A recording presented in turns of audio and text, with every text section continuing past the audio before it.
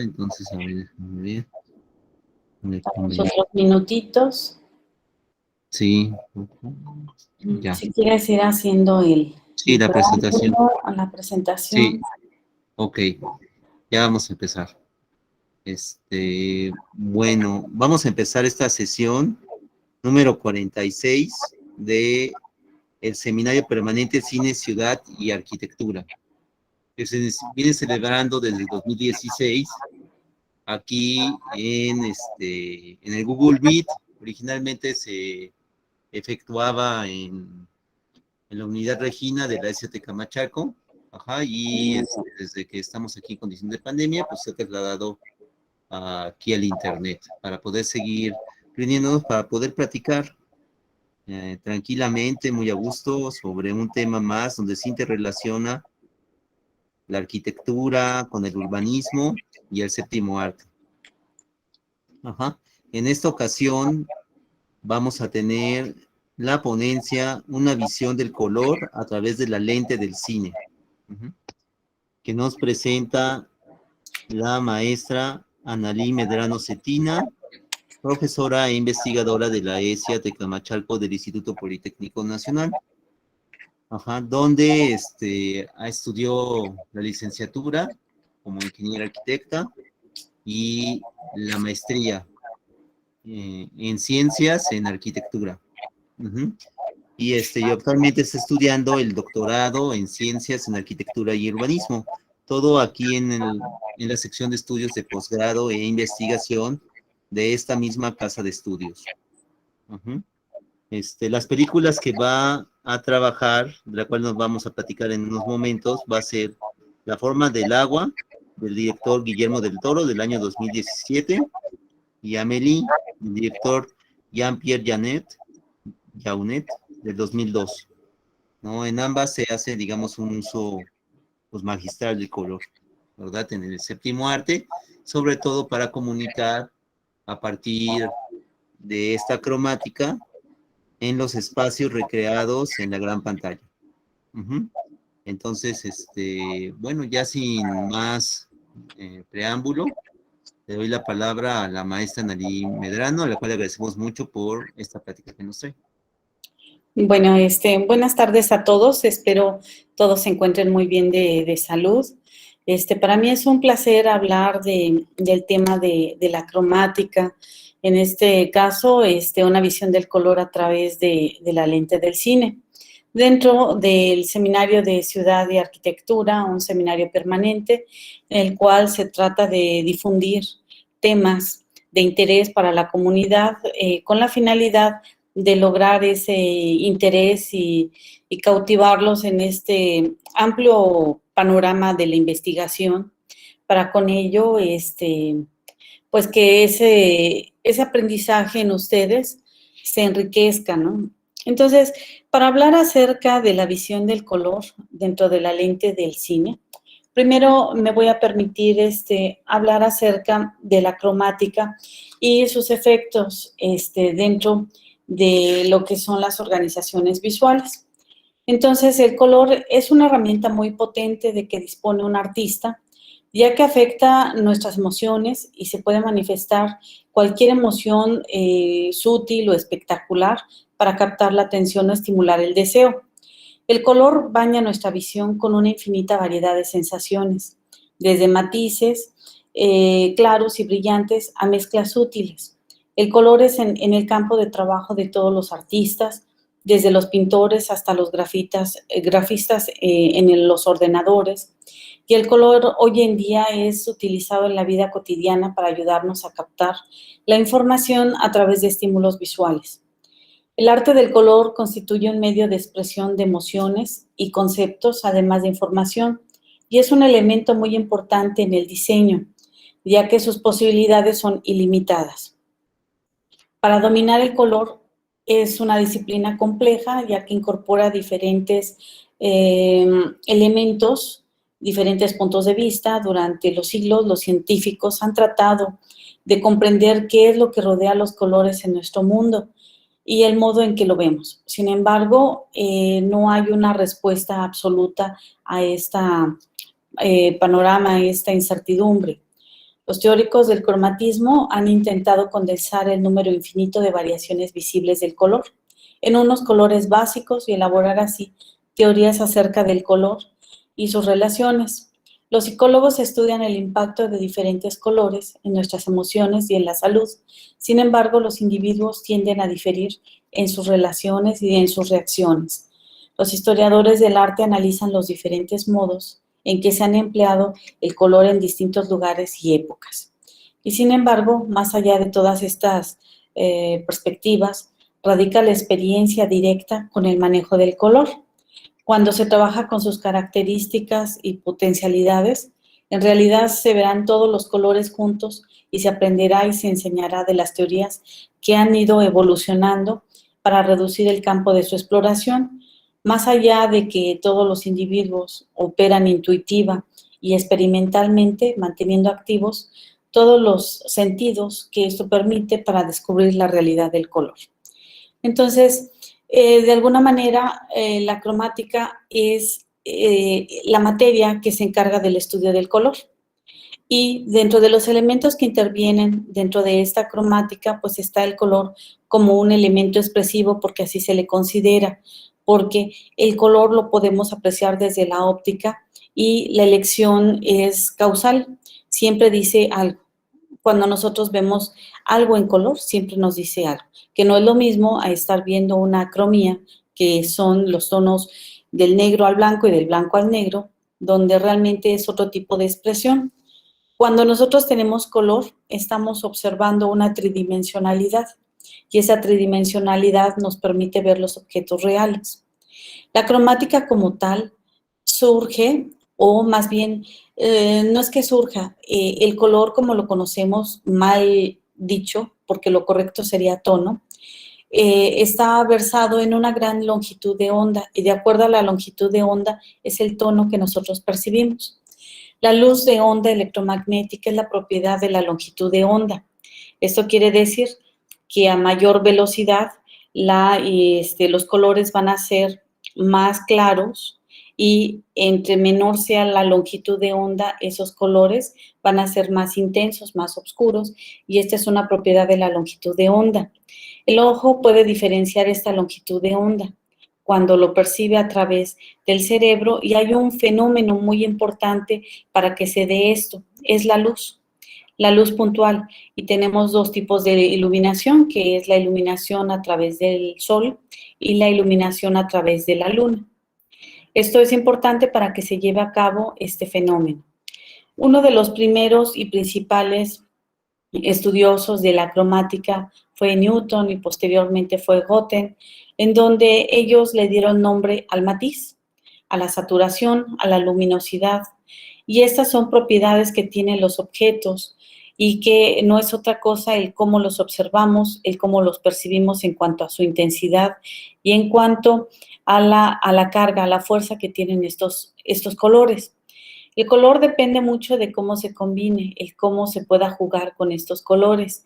Y debido a todo esto, nosotros tenemos una amplia selección de paletas de color en donde tenemos colores monocromáticos adyacentes, en donde se da un equilibrio, en donde se juntan los tonos complementarios, los contrastes, las armonías.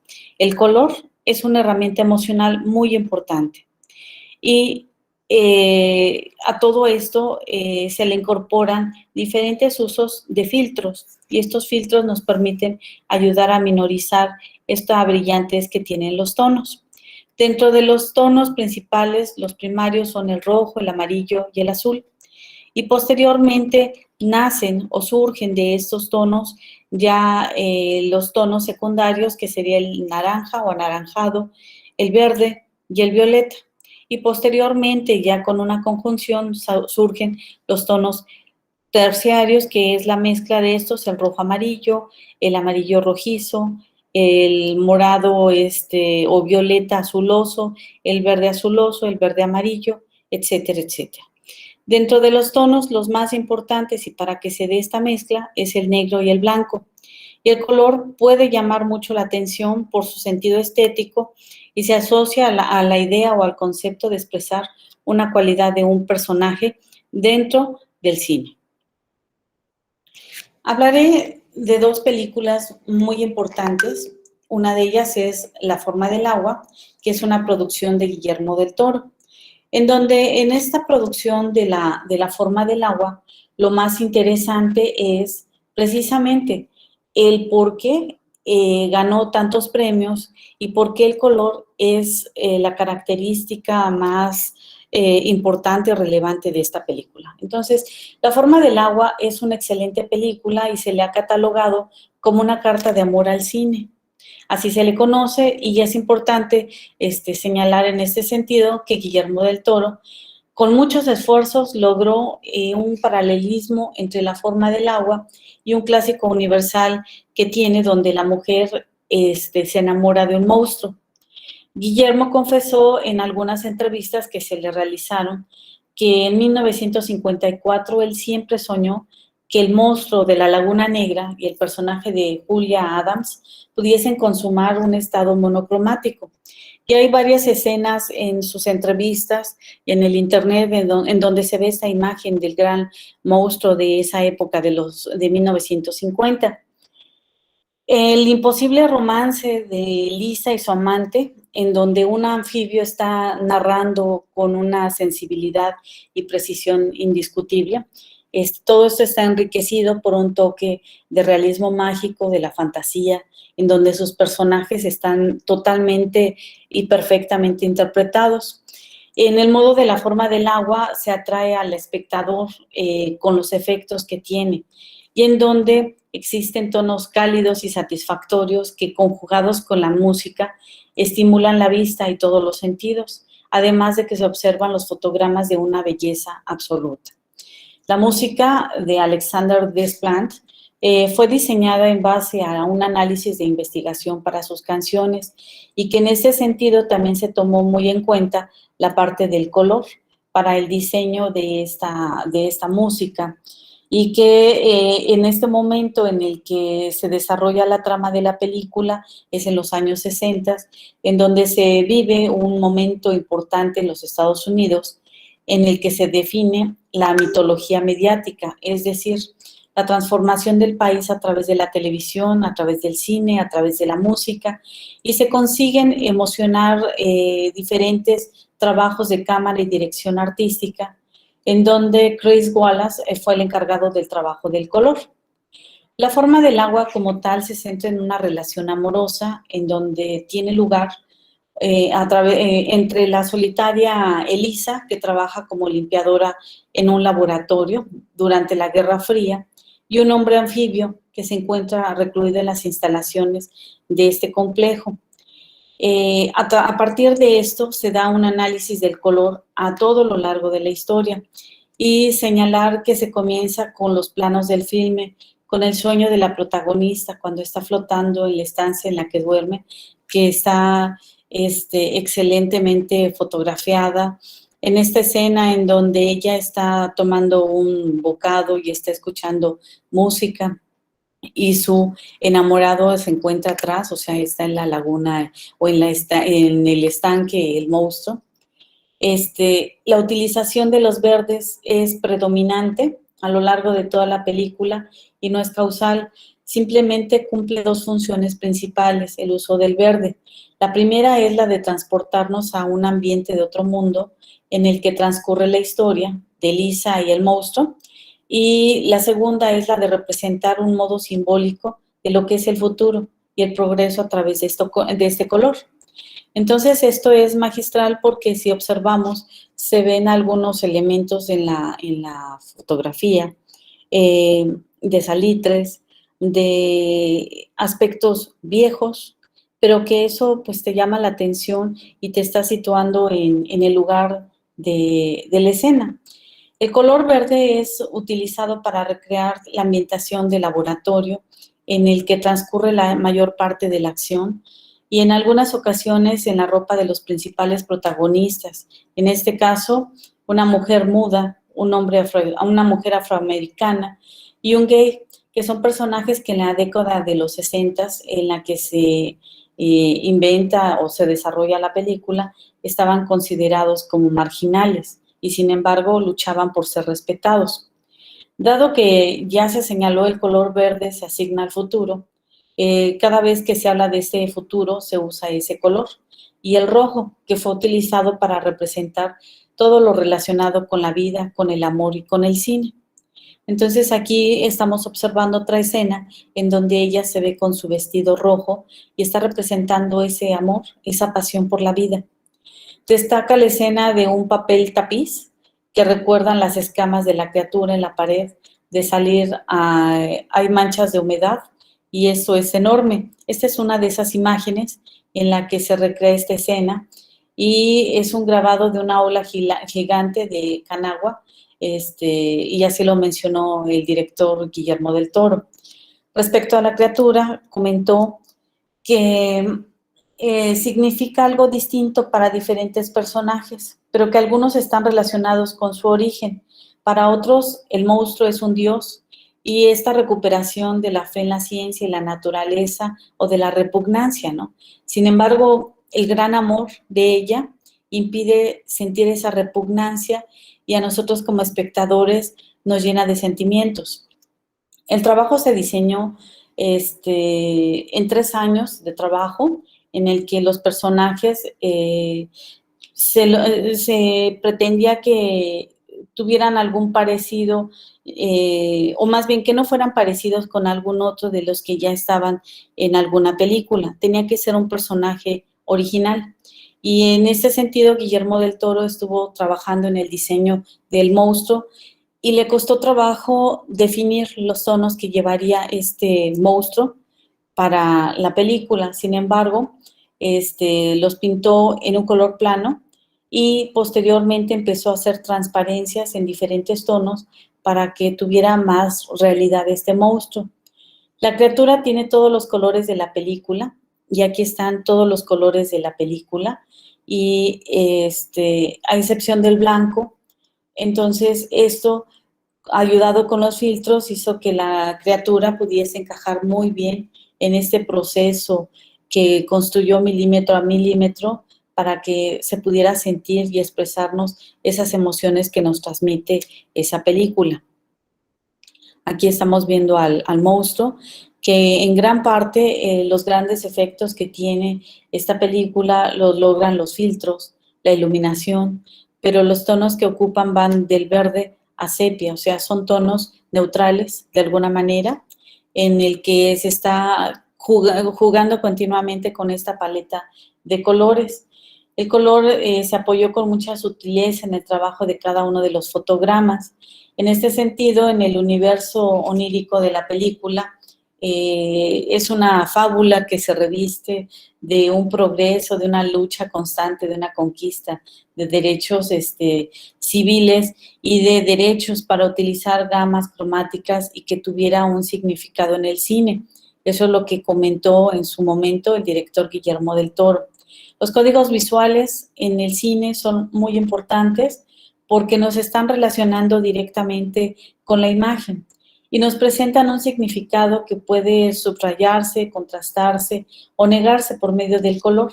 La música, interviene la escala, interviene el encuadre y el movimiento de la cámara. En este sentido, se utilizan muchos planos de secuencia. Uno de ellos es precisamente regresándome a esta imagen, en donde se está teniendo o están abrazándose bajo una cueva, bajo el agua, y están haciendo un recorrido dentro del apartamento de Lisa, en donde se ve que los muebles empiezan a descender. Y esto es importante porque son movimientos que se tienen en la cámara, que se están teniendo caminos diferentes y que el enfoque principal es la mesa, una lámpara y un reloj. Y se tienen planos en una secuencia de un primer plano y con un ritmo muy lento, lo que hace que estos objetos se llenen de realidad y que esta narración se nos presente en la escena y nos llene de emoción y no nos haga despegarnos de la secuencia que está llevando la trama de la película. Dentro de los códigos visuales que se encuentran en esta película, pues está el encuadre, que estamos teniendo un encuadre a un primer plano, estamos teniendo un enfoque a una cuarta parte de la distancia. Se está teniendo una escala en valores tonales, la luz, el efecto del color. Se está usando un plano medio de Fleming, un plano general de una puerta, del tanque en donde está sumergido el monstruo. Tenemos planos generales de laboratorio, que son los principales, de la mesa, de Lisa, como ya lo mostré. Y todo esto está apoyado por el movimiento de la cámara, el traveling siguiendo el movimiento de Fleming para mostrar a todos esta parte del laboratorio en algunas escenas. El panel de la derecha a izquierda hacia la puerta para ver estos acercamientos, estos movimientos y que nos causan expectación en el momento de que los vemos.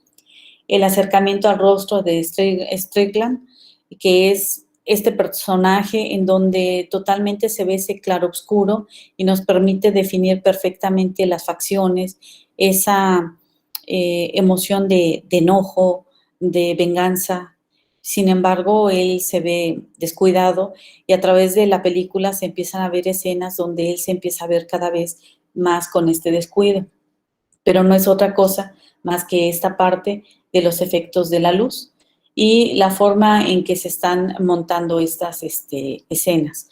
Aquí podemos ver también en la parte del muro, de la pared, esta parte que comentaba yo que se ve como unas escamas en tonos azules y también en la parte inferior como especies de olas que se están formando, pero no es otra cosa que la iluminación. Vean cómo se recrea la puerta de madera, se ve en esencia todas las texturas magníficamente en el piso. Y la ropa, esos detalles que nos está mostrando de la ropa lo hacen real. Para algunas personas la película causa un cierto impacto, para otras pues los llevan a de emoción, de sensibilidad. Aquí otras dos escenas donde, como en un inicio comentaba, la escena de ese monstruo de 1954 en comparación de este monstruo que representa a Guillermo del Toro, en donde efectos de luz permiten que se vean esas esporas que le están dando esa parte de respiración al cuerpo o de vida, de emoción, ¿no? De que está teniendo un sentimiento. Son esos dos contrastes que tenemos, ¿no? Entonces, dentro de la parte emocional de la película nos crea una sensación de suspenso y a la vez de mucha expectativa. Y pues también dentro de las escenas nos está anticipando esa parte de lo que posiblemente va a ocurrir y no lo alcanzamos a percibir. La conclusión a todo esto de la película es que mucho de lo que se desarrolla en ella, con algunos puntos que ya fui mencionando, de repente nos crea confusión, pero agrega mucha atención y cierto grado de temor cuando empezamos a conocer a esta criatura. Y nos empieza a anticipar al monstruo que se va creando de Strickland de una manera indirecta. Esa persona que está persiguiendo a este monstruo que está lleno de amor, de sentimientos, que está descubierto y que esa aproximación burda de la cromática nos genera mucha incertidumbre y nos permite hacernos esas preguntas incógnitas de qué o cómo será esa criatura del estanque, ¿no? Porque al inicio se ve como un monstruo muy malo, como algo misterioso, como algo espantoso, como algo que nos va a asustar demasiado. Y conforme lo conocemos a ese monstruo, nos empieza a cautivar. Y estos efectos del color son bastante interesantes, ¿no? El contexto de la película, por último, está situada en una guerra fría, en 1962, en donde se rompe este mito del sueño americano hacia una aparente abundancia y un aparente progreso. Esta parte no favorece a todos, sino a algunas minorías solamente. Y este tiempo es muy parecido al que hoy en día estamos viviendo porque hay muchas diferencias entre género, entre la brutalidad racial. Y esto es lo que puedo comentar con respecto a a esta película o esta magnífica película de Guillermo del Toro, que pues no me cansaré de verla, de disfrutarla y de soñar cuando la veo porque esos colores a mí me cautivan, en particular esa gama tonal o esas paletas tonales de los azules me gustan mucho, ¿no? El hecho de que a uno le interese la paleta tonal en azul quiere decir que somos personas reflexivas. Y esto es algo interesante, personas reflexivas, personas ordenadas. Son aspectos interesantes dentro del significado psicológico que tiene el color. La otra película de la cual les voy a hablar es la de Amélie Poulain, del director Jean-Pierre Jeunet. Esta película narra la historia de una joven camarera, que es Amélie Poulain, quien el mismo día que se entera de que Lady Di fallece en un accidente de tráfico, ella descubre que en su baño hay una pequeña caja que contiene juguetes, fotografías y cromos que un chico escondió hace 40 años atrás. Y entonces ella decide buscar a este muchacho y entregarle esta caja. Una vez que hace la devolución de la caja y nota la reacción positiva que tiene el dueño, Amélie tiene un nuevo propósito para su vida y este es el lograr que las personas que están a su alrededor sean felices. Entonces, les estoy mostrando la codificación del color. Están ocupando tonos luz, medios, tonos oscuros. En general, el espectro que está manejando va de la paleta de los mostazas a los verdes, ¿no? Es el tono, incluyendo algunos tonos cálidos como son los rosas. La codificación del color, los colores que ella utiliza es el verde, el rojo y el azul. El rojo significa temperamento cálido y amoroso de la pequeña Amélie. El uso de la pintura, el rojo, que lo utilizan mucho, y ahorita lo vamos a ver, se ocupa en el departamento de Amélie, en la cabina telefónica, en el sombrero del gomo. El verde se utiliza mucho en el contraste con el rojo en múltiples escenas de alrededores verdes del metro de París. El uso de la pintura también se da en el azul, que se demuestra el lado triste y solitario de Amélie, una pequeña lámpara azul en forma de hongo que usa Amélie siempre para alumbrarse y para poder ver los carteles que Nino hace para poderse comunicar. La frase clave que se tiene aquí en la gama cromática es la angustia por el paso del tiempo, que nos hace hablar de un tiempo que se hace. Esto es, ¿por qué hablar de un tiempo que se hace? Porque es un tiempo pasado. Y hablar de los tiempos pasados es de alguna manera complicado porque es rememorarlos, es estar con esos tiempos y pues a veces esto causa determinada expectación y no para todos es tan del agrado, ¿no?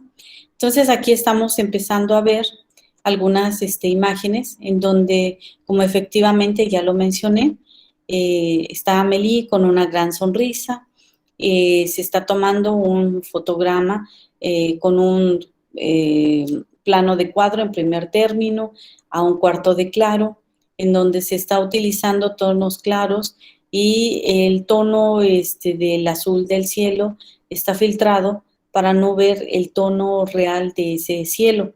Por lo tanto, esta escena en la parte superior la tenemos de alguna manera opaca, apagada, pero es debido a los filtros solares.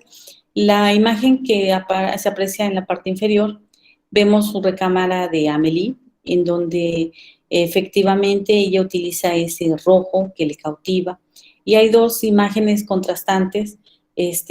Una de ellas está en el propio rojo, pero lo contrasta con ese azul. Vean la colcha que tiene, está en tonos naranjas, en tonos ocres, que combinan perfectamente. ¿Esto qué quiere decir? Que es esa reflexión que tiene Amélie, es ese grado de esperanza, de amor, de ternura que se tiene en esta trama. Ahorita hablaré de alguna manera de estas partes del color. Aquí vemos otra escena que es de las primeras donde ella, de niña, está imaginando que ve conejos en el cielo y que los están o se están formando a través o con las nubes. Y ahí vemos este ejemplo en donde se ve ese contraste muy fuerte de ese azul intenso y que llega al blanco. Vemos sombras y esas sombras nos están creando efectos de valores en perspectiva que son bastante intensos y nos permite ver esa volumetría de los objetos. En la parte inferior ella está con el juego de las luces, de las lámparas, en donde está recreando un ambiente cálido por esas lámparas precisamente y está viendo y contemplando qué es lo que tiene esa caja misteriosa. En esta escena tiene a su gato preferido y vean que el gato pasa desapercibido. Si ustedes ven esta imagen en primer plano y de momento no se dan cuenta que es un gato el que está encima, sino parecería que es un pedazo de trapo. El efecto de la luz que se está teniendo en esta escena es bastante interesante e igual la gama cromática está teniéndola en los cafés, en los verdes. Esos filtros ayudan mucho a estas sensaciones y a cautivar este espacio de misterio. En esta gama tonal, Amélie de niña, de las primeras escenas, está yéndose de los negros a los rojos, está teniendo el negro, está teniendo el verde, está teniendo el tono claro, que es el amarillo o los cremas, los ocres, a llegar a un tono rojo. Y aquí el sentido de este fotograma es ese rojo, porque es lo que en realidad nos está cautivando, aunque solo está representado o presentado en los dedos, pero es algo que nos está causando impacto y que en la parte posterior, con esa luz blanca, nos permite llenar de esperanza y de luz esa imagen, ¿no? Que es lo que trata de transmitir el director. Diferentes escenas en donde está Amélie, diferentes estados de ánimo, diferentes tonos, diferentes filtros, pero si ustedes observan es una sola gama tonal que se muestra en donde el tono predilecto es el rojo. El rojo y el negro. Es lo que se alcanza a apreciar en estos fotogramas y como lo vuelvo a mencionar, es esa parte de la pasión de esta película, de ese sentido de aventura y desesperanza, ¿no? Aquí está Amélie en primer término, en primer plano. Atrás están hombres que están observando lo que hace Amélie, pero vean el detalle que se tiene en los objetos que se ven atrás. Las manzanas se ven con un brillo total, con esos rojos intensos, que se contraponen con las papas y las cebollas que están en la parte trasera. Y de nuevo en la parte posterior aparece ese rojo en la escena, esos verdes y ese cuadro de París para que nosotros sepamos que la trama se está desarrollando en París, para los que no ubican esta parte de la película. De nuevo, vean el hermoso contraste de los tonos.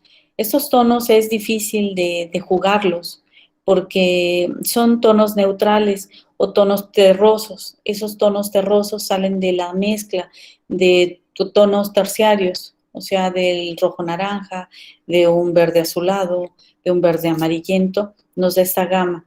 Y esta gama en apariencia es una gama apagada, pero que a su vez lo enciende mucho el rojo y el verde. Y también lo vuelve a apagar el negro, pero también con esta mezcla de luces, esta gama es perfecta porque nos está situando en un contexto y en un determinado estado de ánimo que se lleva en toda la trama.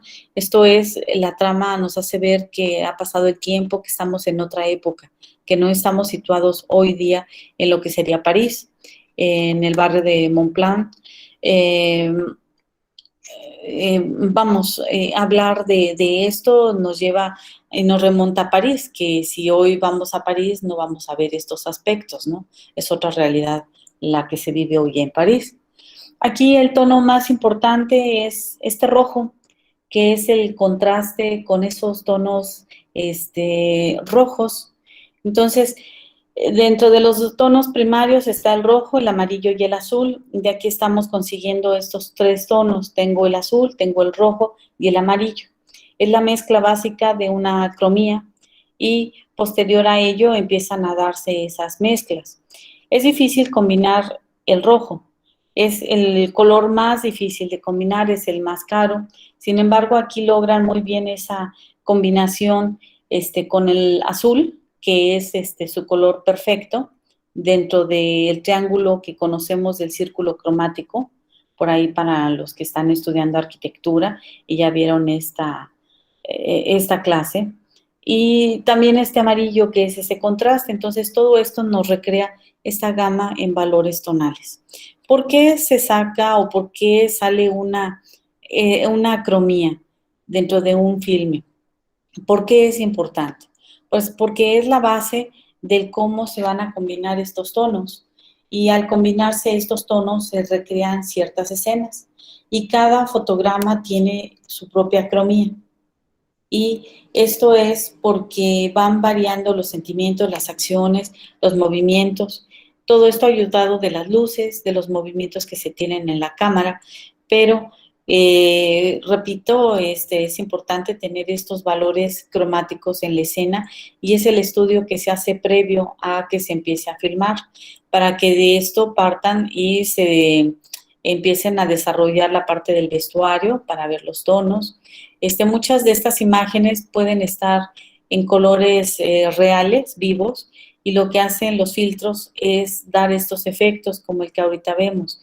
Se ve su rostro de Amélie un tanto azuloso, pero no es porque esté así, sino es un filtro que se está aplicando y si observamos en la parte posterior de uno de los asistentes, está en segundo plano y se vería un rayo de luz o un haz de luz que está en un tono verdoso por el color del cabello, pero porque hasta ahí no está llegando ese filtro.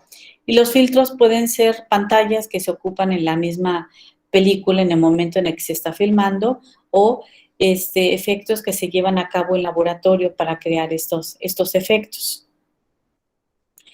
En general, Amélie, su gama tonal es del negro al negro o de una oscura a un oscuro, en donde el tono intermedio está entre el rojo y el verde. Y dentro de la trama es tan perfecto el uso de esta croma que hasta los cuadros que se representan en la película tienen cierta armonía tonal y nos está representando algo. Y estos cuadros es muy similar a lo que ella tiene en su recámara y que nos está mostrando ese aspecto de la vida cotidiana de una mujer bastante interesante. Entonces, dejo de compartir y quedo a la orden de ustedes. Espero que les haya podido aclarar algunas dudas, comentarios y adelante. Muchas gracias, Analí, por tu ponencia. Muchas gracias. Vamos a dar palabra a los asistentes para que puedan interaccionar con nosotros y entonces podamos tener un diálogo mucho más abierto. ¿Alguien quiere preguntar algo? Puede hacerlo levantando la mano o escribiendo su pregunta a través del chat y con mucho gusto la leemos. Bueno, mientras se animan, vamos a hablar un poquito, ¿no? Sobre A ver, esto. Matus, por favor. Bueno, Creo que sí, ahí Matus. está, Alonso, por favor. Adelante, Alonso, a ver, por favor. Sí, bueno, buenas tardes a todos, a profesora, al profesor. Bueno, me llamó la atención mucho lo que decían y me quedó ahorita una duda de qué pasa con las películas actuales que sacan por decir, ya tienen su tonalidad, pero la reedicionan en blanco y negro. Sí, bueno, es por decir la misma, sacamos, no sé, un ejemplo de, digamos, es una película muy poco conocida, pero no sé, la de Zack Snyder, Justice League, la sacó en color, después a blanco y negro. Pero ¿por qué después la sacan a blanco y negro? ¿Cuál es la finalidad si ya la hicieron a color? Bueno, la remasterización de la que estás hablando, esa se lleva a cabo en laboratorio en algunas de las ocasiones, pero la idea de volverla a sacar es volver a sacar un hit de alguna manera. Es venir a esta parte del retro que hoy en día estaba tan de moda, y ese retro es volver a ese pasado, y parte de ese pasado, parte de los 60s, de los 70s, es esta parte de los tonos oscuros, en el que te causa más misterio. No sé si alguno de ustedes ha visto alguna película del Santo, Sí. de las películas que nos pasaban en Canal 2, El Santo contra los vampiros, o El Santo contra las lobas, las mujeres lobas. ¿Alguno de ustedes ha visto alguna película de este tipo? ¿No? Sí, bueno, sí, sí, alcancé a... Sí. Son películas en blanco y negro, y que he visto algunas que están remasterizadas, y cuando las veo digo, no, esto no se parece a lo que en mi momento de niñez yo llegué a ver y que me causaba mucha emoción, ¿sí? Entonces, este efecto que logran hacer la televisión hoy en día, en algunos sentidos, pues llega a afectar porque no logras captar esa atención o los sentimientos, ¿no? Porque en las películas, desbordan muchos sentimientos, y tratan de envolvernos en la trama, de hacernos sentir que estamos en ese momento, que estamos presentes. Porque cuando una película no logra cautivarte, simplemente te sales o dejas de verla o te duermes. Pero en ese sentido el color es fundamental, ¿no? Porque es esa atracción, esas películas de anime, por ejemplo, que vemos por ahí, con esos tonos tan brillosos, tan encendidos, pero que te llaman mucho y te atraen y sigues viéndola, ¿no?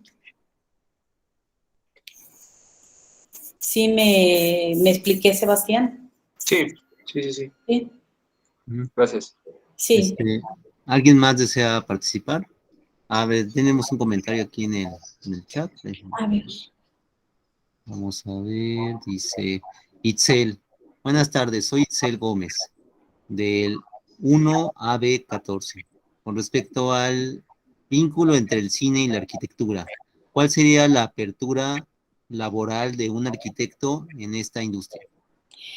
Pues aquí la apertura laboral es el montaje de una escenografía. Nosotros dentro de la arquitectura desarrollamos escenografías al trabajar con la perspectiva. Y en el cine nosotros o más bien lo que se hace en el cine es montar escenarios, pero estos escenarios no es otra cosa que una escenografía que está en un primer plano o en un segundo plano, porque no todo lo que vemos en el cine se construye, sino algunas veces son maquetas, las cuales se empiezan a fotografiar y se empiezan a construir escenas, imágenes, y es a través de que el director analice lo más importante, en donde se recrean sets de algún espacio interior o exterior con total realidad a lo que podría ser, por ejemplo, París, que es una de las cunas que más se utiliza para el cine.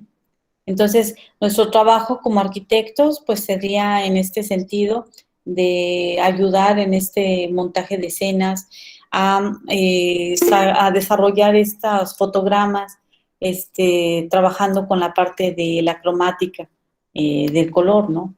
Nosotros como arquitectos tenemos mucho campo laboral, ¿no? Nada más es irse infiltrando, porque hacemos escenarios, ¿no? Bueno, vamos a dar la palabra a Luis Enrique Barradas Félix. Hola, Luis.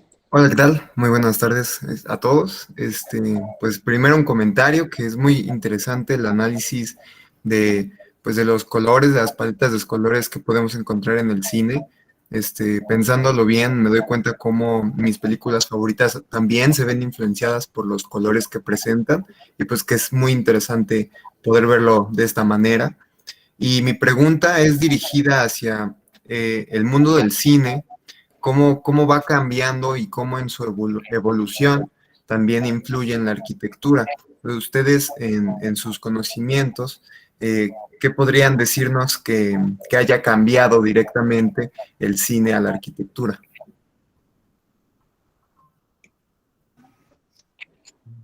Bueno, yo te podría comentar con respecto, digamos, a esto, y ahorita le damos la palabra a nuestra invitada.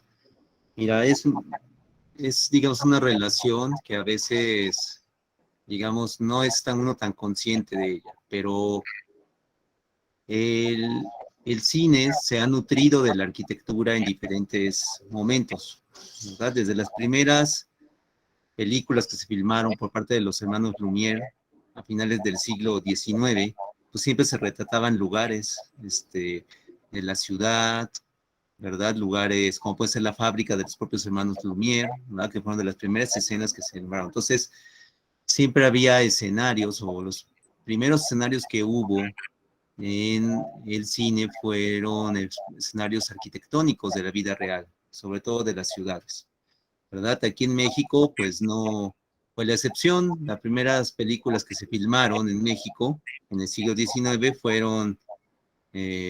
tuvieron como personaje principal a Porfirio Díaz, cabalgando en el bosque de Chapultepec, y el bosque de Chapultepec no es un espacio natural al 100%, es un espacio que ha sido modificado por la mano del ser humano, ¿no? Para construirlo en un espacio que mezcla ese entorno artificial con el natural.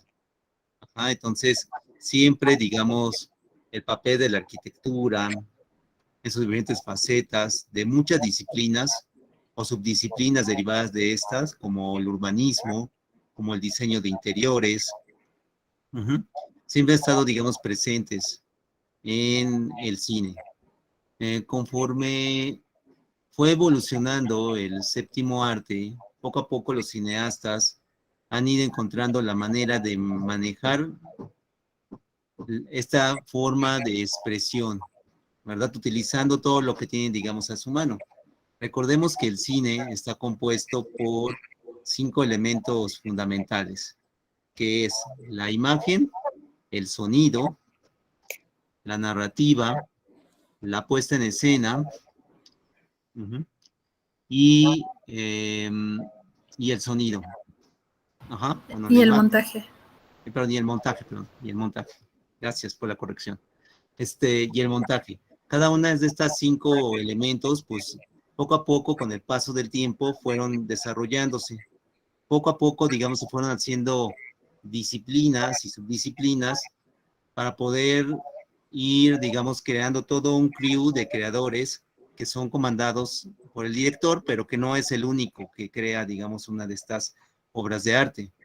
Así, con el paso del tiempo, encontramos ya el desarrollo de los diseñadores de arte, que para grandes producciones como las del cine de Hollywood, ¿verdad? Ahora se les denomina diseñadores de producción, para diferenciarlos y darles otro estatus.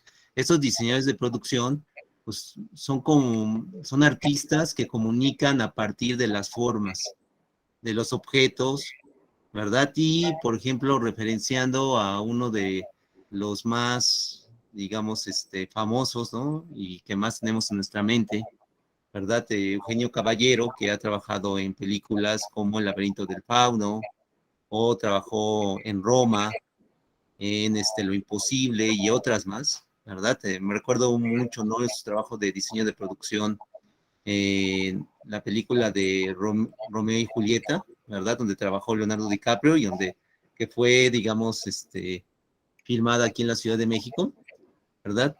Referenciándolo a él dice que un diseñador de producción utiliza para comunicar la forma de los objetos que están delante de la cámara.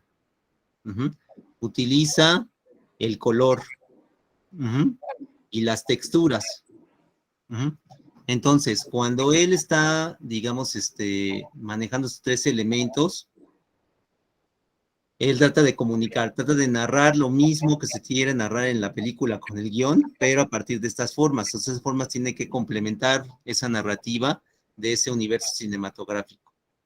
Entonces, muchos de esos diseñadores se nutren de la arquitectura, ¿verdad? De cómo la arquitectura misma ha aprendido a lo largo del tiempo a poder expresar, a poder comunicar a partir de estos 3 elementos: formas, texturas y colores.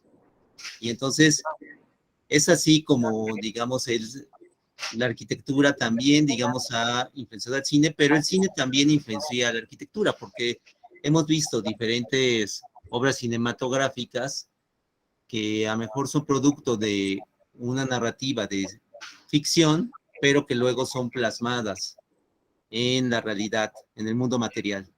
Y esto, digamos, es algo, digamos, que ha ocurrido con el paso del tiempo conforme se van enriqueciendo y complementando estas dos artes que están, digamos, directamente interrelacionadas. Muchas veces vemos, y vamos a hablar, ¿no?, de películas de ciencia ficción, por ejemplo, espacios que son inspirados en la arquitectura de la vida real, como ocurre, digamos, en Blade Runner, y la recreación de algunas partes, ¿no?, de la ciudad de Los Ángeles, ¿no?, futurista. Uh-huh. Algunas de ellas tienen forma de pirámides, ¿no?, que son inspiradas en las pirámides del México precolombino, por ejemplo, por mencionar algo. Pero son películas que, como esta de Blade Runner, pues también influencian, ¿no?, o va a impactar al desarrollo de la arquitectura en el mundo material, ¿verdad?, que va a venir, digamos, posteriormente. Y así tenemos películas, ¿no?, que también, digamos, han determinado determinadas corrientes, ¿no?, arquitectónicas, ¿no?, o corrientes arquitectónicas que han influenciado de determinadas universos cinematográficos en diferentes tipos de películas. Y está ahí donde está, digamos, ese vínculo que cada vez es mayor y cada vez se ha tenido un mayor desarrollo, ¿verdad?, de esa interrelación entre ambos. ¿Por qué? Porque, como se mencionaba anteriormente, eh, ambas, tanto la arquitectura como el cine, son artes, en principio y en esencia. Y como artes tratan de comunicar e impactar emocionalmente en los seres humanos, sus espectadores. Ajá, entonces hay muchas cosas, ¿no?, que se han aprendido de la arquitectura y que han, digamos, retroalimentado al cine y viceversa, porque si tú ves, por ejemplo, documentales de arquitectura plasmados en el cine, muchas veces te debes dar cuenta, ¿no?, de que muchas de esa expresividad, de esas formas arquitectónicas son magnificadas por el cine, ¿verdad? Porque es como volver, digamos, es como si tuviera un doble impacto emocional, ¿verdad? Potencializa muchas veces el cine esas formas, digamos, arquitectónicas que vemos en la vida real. Y esto hace, ¿no?, que podamos estar más conscientes de qué es lo que se trata de comunicar a través de estas formas. Entonces hay una retroalimentación que siempre ha sido muy aportativa entre ambas disciplinas artísticas y que hace que el entendimiento del color en la gran pantalla nos permita ver cosas sobre la arquitectura, entender cosas sobre la arquitectura que pues de otra manera sería para nosotros no tan evidente, vamos a decir, de entender. Entonces, pues no sé si quieras comentar algo más, Adri. No, Muchas gracias. con lo que acabas de comentar, ampliaste mucho esta pregunta en cuanto a su respuesta, ¿no?, que se le está dando a Luis Enrique. Es agradable, Luis, que te interese preguntar, ¿no?, por estos aspectos tan relevantes acerca de la arquitectura y del cine. Bueno, vamos a irnos al chat y nuestro compañero Ramón Eladio Álvarez Sierra nos comenta: muy buenas tardes a todos los asistentes a la exposición y organizador excelente. Bueno, pues gracias, agradecemos mucho. Gracias. ¿Alguien más quiere participar? Ajá, Arturo, por favor, tiene la palabra. Buenas tardes, buenas tardes, profesora, buenas tardes a Hola, todos. ¿cómo estás, Arturo? Muy bien, profesora. Honestamente muy feliz de poder volverla a ver ahora exponiendo un tema súper interesante.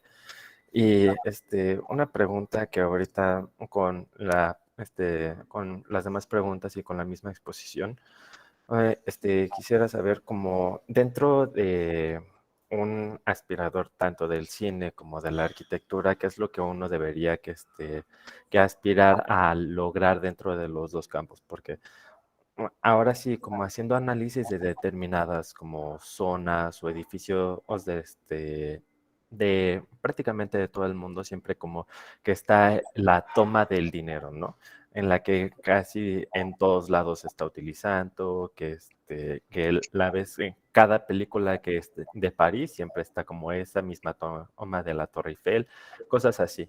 Entonces, uno como arquitecto debería como aspirar a hacer escenografías de ese tipo dentro de nuestro quehacer arquitectónico o prácticamente tomarlo como a la suerte.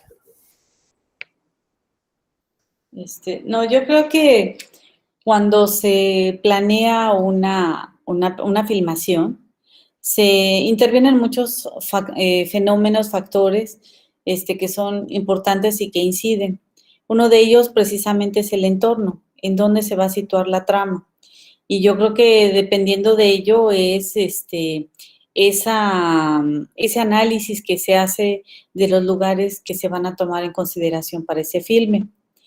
Aquí mencionaste algo importante, ¿no? Esa relación cine-arquitectura, esa relación filmación-arquitectura, esa relación de los escenarios. Nosotros como arquitectos y ustedes más bien que están en ese proceso evolutivo de los escenarios, cuando llevan la materia de perspectiva, no toman muy en consideración esa parte, pero es algo fundamental porque en el cine es la parte medular en la toma que se desarrolla. ¿Por qué? Por los planos que se utilizan, los planos de cuadro, los puntos de configuración que nosotros en arquitectura le llamamos los puntos de fuga. Entonces, esto en realidad te permite construir esos escenarios. Y si a todo esto le aunas la parte de la iluminación, que es el factor determinante, y que sin él no tenemos nosotros ese valor tonal, esas cromías y sobre todo esos efectos tridimensionales, que no son para los arquitectos, para los escenógrafos, sumamente valiosos. Te pongo un ejemplo, cuando ustedes construyen una maqueta en SketchUp, de alguna manera la maqueta se puede ver blanca, pero en el momento en el que uno les indica que manejen una iluminación, que metan el sol con una determinada coordenada, si ustedes lo colocan a las 12 del día, simplemente no tienen ninguna sombra. Si lo trasladan a la mañana o a la tarde, a media mañana, a media tarde, empiezan a tener esa incidencia de sombras y entonces si a esta maqueta que es monocromática le agregas el color, entonces ya empieza a tener forma, sentido. Y esto es lo que se hace en el cine a manera de ejemplo, ¿no? Lo que puedo comentar. No sé si me puedas ayudar, José Antonio, a terminar de contestar o darle respuesta. Claro, mira, tienes que ver que la arquitectura, como lo dijimos hace ratito, es un medio de comunicación. Inclusive hay un libro que se llama La arquitectura como mass media, como medio de comunicación masiva. Yo creo que muchas veces uno como arquitecto se olvida que uno también comunica a partir de los espacios que uno construye. Entonces, yo lo que complementaría principalmente es este punto, ¿no? O sea, ¿qué es lo que tú quieres comunicar a partir, ¿no?, de lo que estás tú diseñando? ¿Verdad? Tenemos ejemplos, pues, magistrales, ¿no?, de cómo se utiliza esta comunicación en arquitectura, como por ejemplo, la arquitectura de Luis Barragán, ¿verdad?, que todos conocemos. Entonces, él trata de comunicar ciertas emociones. Entonces, esas emociones, digamos, son posibles a través, ¿no?, del manejo de las formas, de los colores, de las texturas, del manejo de la luz, del manejo de esa interrelación con los elementos naturales, con el agua. Esto no lo hizo por intuición, ¿verdad? Si tú ves el trabajo de proceso de diseño y creación de Luis Barragán, te vas a dar cuenta que él tenía un diseño preliminar, lo llevaba a la práctica y después ya veía cuáles eran los efectos que tenía, y si tenías la oportunidad y no le satisfacía eso, pues lo lo modificaba, ¿no? Incluso ya construido. Así construyó, por ejemplo, la Capilla de las Capuchinas, que todos conocemos o hemos ido a mencionar, ¿no? Entonces, muchas veces no tenemos nosotros esa oportunidad, ¿verdad? De poder, digamos, ir construyendo y modificando, ¿no? Con respecto a lo que queremos comunicar, al ver ya el efecto real, ya cuando se materializa ese diseño en la vida real. Sin embargo, yo creo que siempre debemos de tener consciente, ¿verdad?, qué es lo que tú tratas de transmitir. No perder de vista, como lo dije hace rato, ¿no?, que la arquitectura es un arte y por lo tanto su principal función es impactar en la dimensión emocional de las personas. Ajá, decía, digamos, el escultor y arquitecto Matías Geritz, para que un espacio arquitectónico pueda ser elevado a una calidad de obra de arte, tiene que impactar en el mundo emocional. Entonces, teniendo esto presente en nuestros diseños, sabiendo qué es lo que quieres tú comunicar, sabiendo cuáles son, digamos, las formas que tú quieres construir, qué intención tienen estas formas, qué gama de texturas quieres tú utilizar, qué paleta de colores quieres tú, con la cual tú quieres impactar en las personas, ¿verdad? Vas a poder tener una idea mucho mayor de cuáles son los ambientes que quieren que las personas experimenten, porque a diferencia de otras artes, ¿verdad?, como la escultura o como la pintura, la arquitectura se puede experimentar desde su interior, ¿verdad? Eso es algo que la diferencia que de otras artes, ¿verdad? Tú puedes vivir dentro de la obra de arte, por decir así, cosa que difícilmente lo puedes hacer, ¿no? Salvo con tu imaginación en las otras, tipo de obras artísticas de otras disciplinas. Entonces, teniendo presente cuáles son los ambientes que se quieren construir, va a tener uno, digamos, una mejor idea de qué es lo que se quiere comunicar y qué es lo que se tiene que hacer para poder comunicar utilizando los elementos que son propios de la propia arquitectura. El diseño de formas, de los puntos de fuga, como lo mencionaban hace rato, la maestra Nali, el diseño, ¿no?, de los matices, de los colores, ¿verdad? Incluso, ¿no?, de esas texturas que se tienen en interrelación con otros elementos que lo rodean, hacen que se conformen esos ambientes de una mejor manera. Ajá, pero bueno, eso es lo que yo abundaría sobre esto. Muchas gracias.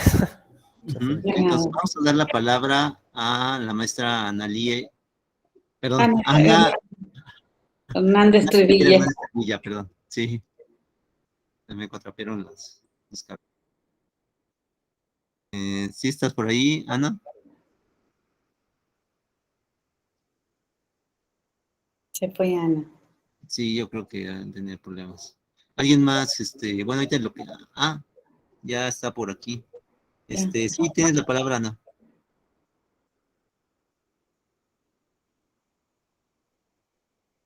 Ana. Tiene problemas. Puedes escribir tu pregunta y yo la leo. Sí. Por ahí alguien más levantó la mano. Sí, mientras nos escribe su pregunta, la maestra Ana. Sandra Ivette, adelante. Sí, tiene la palabra, Sandra. Mientras la maestra Ana nos escribe la pregunta. Ok, buenas tardes. En mi experiencia, sí, bueno, ahorita nunca lo había percatado, pero al ver este tema me percaté de algunas de mis películas favoritas que en las escenas remarcan mucho la importancia del color. Por ejemplo, en las escenas tristes hay muchos colores fríos. En las escenas de ira o de peleas, pues hay muchos rojos, muchos naranjas, y yo nunca me había percatado de eso hasta el día de hoy. Y pues ese es mi comentario de que pues sí me he dado cuenta que la importancia del color en la arquitectura y en todo, básicamente. Sí, gracias. Fíjate, sí, gracias, Sandra. Fíjate que yo hasta hace poco tiempo empecé a verme inmersa en este tema del cine, y yo me preguntaba hasta antes de saber de qué se trataba, de qué relación tenía el cine con respecto a la arquitectura, ¿no? Pero a través de la mano del doctor José Antonio, me llevó a un mundo, bastante importante en cuanto al conocimiento y la relación que se tiene de la arquitectura con respecto al cine. Y entonces empieza uno a analizar todos esos factores que intervienen, entre ellos, pues precisamente el color, como lo mencionas, que la parte, yo creo que fundamental del color es esa parte de los sentidos, símbolos y formas que se perciben a través de la lente, ¿no? Y que llegan a nosotros, y que el sentido de una película es cautivarnos, es dejarnos algo. Yo creo que si tú ves un filme y no te provoca nada, quiere decir que no viste nada, simplemente. Y así lo he analizado, porque de cada película, que es un placer verla, para mí me gusta, disfruto el cine, pero disfruta también esta parte de ir analizando las escenas, los tonos, y digo, bueno, pues de acuerdo a cómo empieza la trama es hacia donde pienso que va a ir el contenido, ¿no? de la misma. Y sí, lo que dices tú te da muchas emociones, y qué bueno que el día de hoy pues haya servido esto para mostrar un poco esta parte, y que sea el detonante para que empiece a cautivarte, a llamarte la atención y empezar a explorar esta parte del cine que es tan importante. Sí, Miss, muchas gracias. No, no hay por qué. Sí, vamos a dar así la palabra a la maestra Ana. Parece que ya resolvió su problema de micrófono. Sí, Ana, tienes la palabra.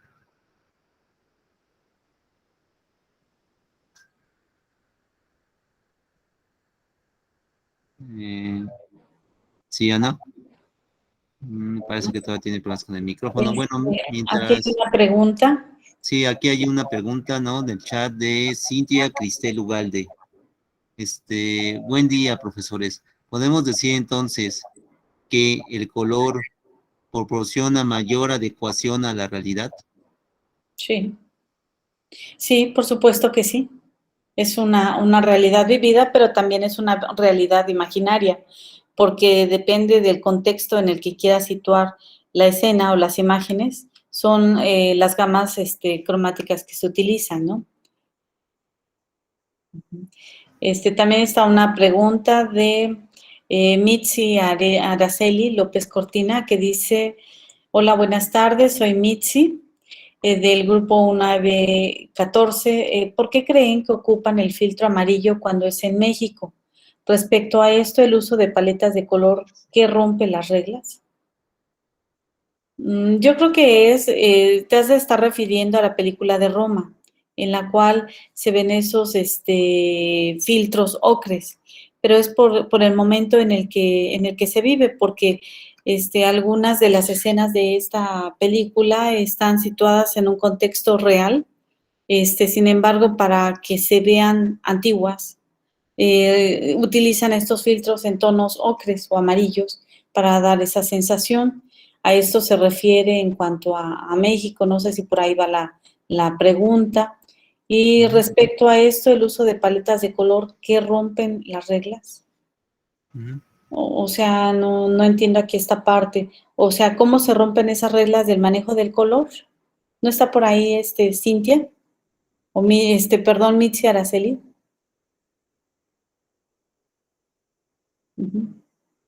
No, yo creo que no se puede conectar. No sé, doctor José Antonio, si quedó completa esta pregunta o me puedas Ajá. apoyar. Y Ajá. ella dice que exacto lo que tú te referías, con la última explicación sobre las reglas, es lo que ella se refería. Él no puede hablar ella porque no funciona su micrófono. Ah, ok. Ajá, entonces, mira, con respecto, digamos, a esto, hay que tomar en cuenta un aspecto que yo creo que es fundamental para cuando vamos a leer el color en una película y muchos otros aspectos. Digamos, que cada película es única. cada película es un universo cinematográfico único. No hay, digamos, dos películas que, digamos, que tengan el mismo lenguaje de color, ¿verdad? O de forma o de texturas, por ejemplo, ¿no? Entonces, porque son universos cinematográficos únicos, por lo tanto, digamos, lo que significa un color en una película no necesariamente va a ser lo mismo que va a significar el mismo color en otra película.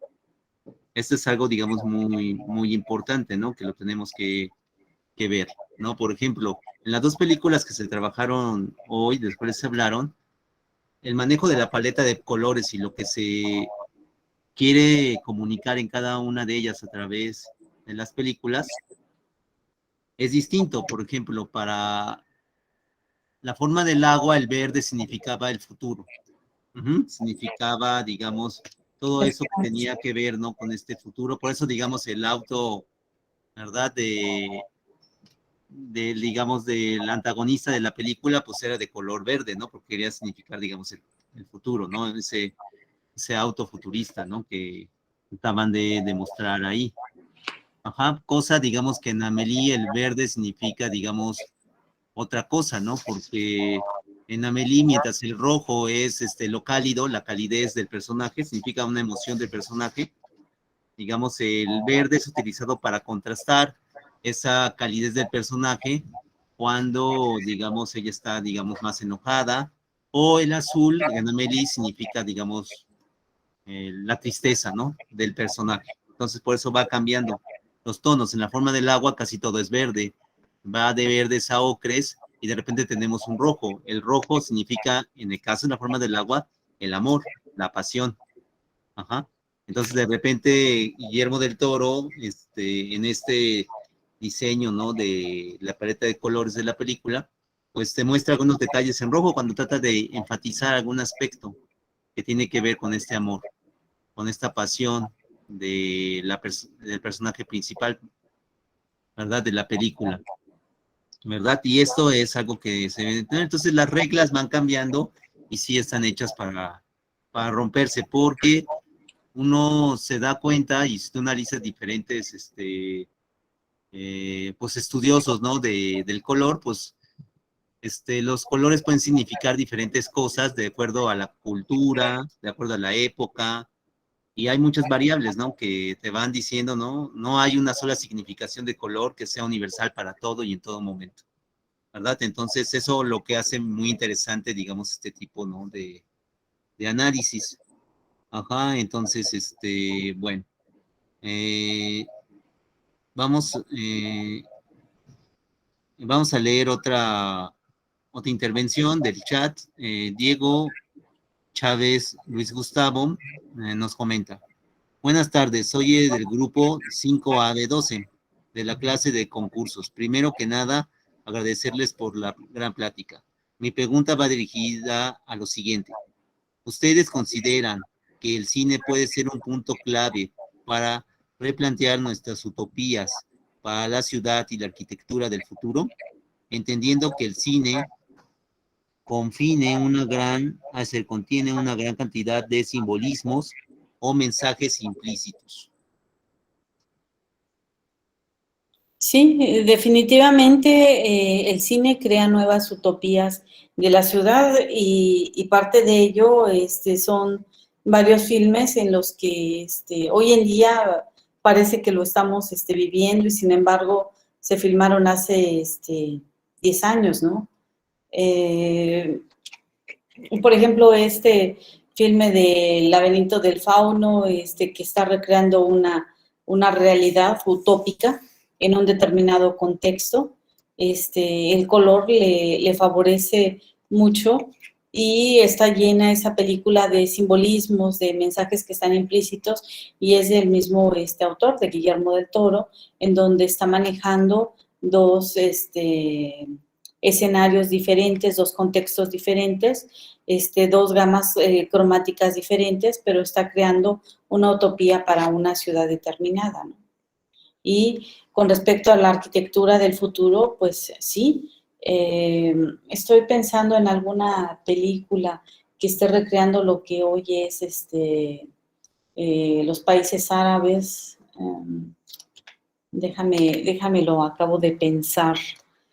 Porque hay varias que, las películas, por ejemplo, de James Bond, nos llevan a una fantasía, ¿no? En donde ese simbolismo, ese futuro, esa arquitectura del futuro está muy implícita, ¿no? Ese avance tecnológico. Remontándonos al superagente 007 de la época de 1970, él recreaba varios inventos, cómo era que usando el zapato lo convertía en un teléfono y que hoy en día, pues bueno, ese fue el precursor de un teléfono celular, ¿no? Pero que el cine lo empezó a llevarlo a esa utopía y que pues tenía infinidad de simbolismos, ¿no? Por mencionar algo, y de algo de lo más sencillo, a lo mejor me dirán, ¿de qué me está hablando, no? Porque algunos de ustedes no saben de estas películas, ¿no? De la que me estoy refiriendo. Es importante, ¿no? Que veas que no solamente, digamos, en el cine se recrean utopías, también, digamos, se recrean distopías y otro tipo, ¿no? De mundos, ¿no? Que parecen que son imposibles, ¿no? De que alguna vez surjan, pero a partir de esto se ha dado, digamos, todo un manejo que ha inspirado, ¿no? A los arquitectos de hoy en día, ¿no? Entonces, esa forma, ¿no? De hacer posible a través del séptimo arte esas utopías y distopías ha hecho que sigamos pensando que es posible algún día lograrlas y que podamos seguir avanzando. Es el papel de estas utopías y distopías.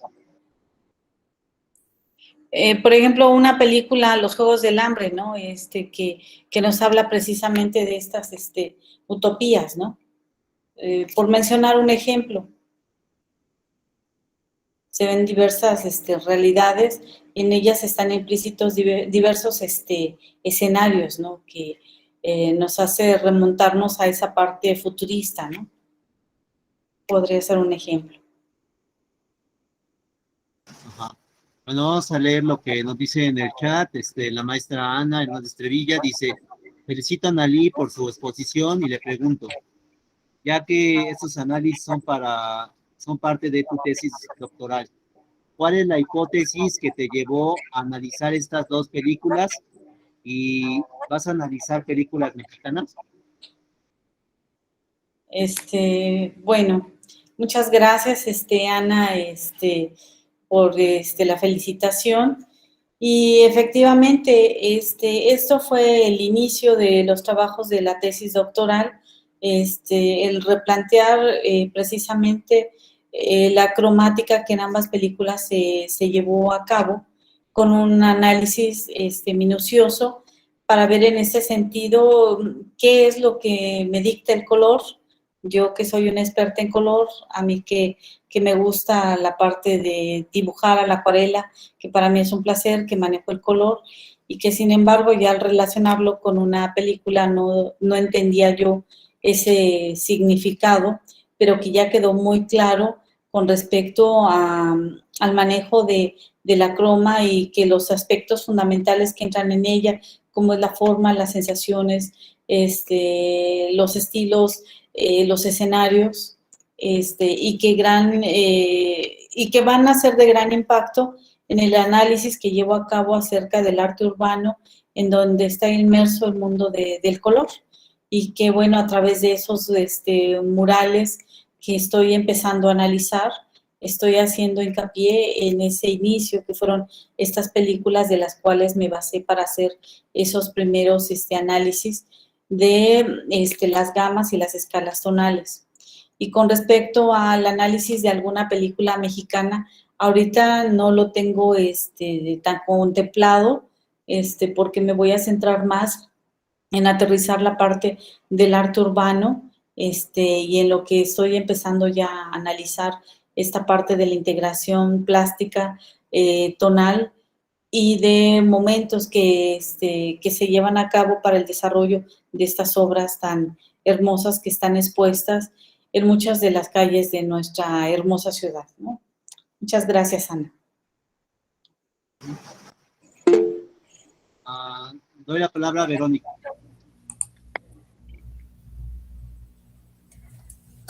Hola, ¿me escuchan? Sí, por supuesto que sí, Vero. Muchas gracias.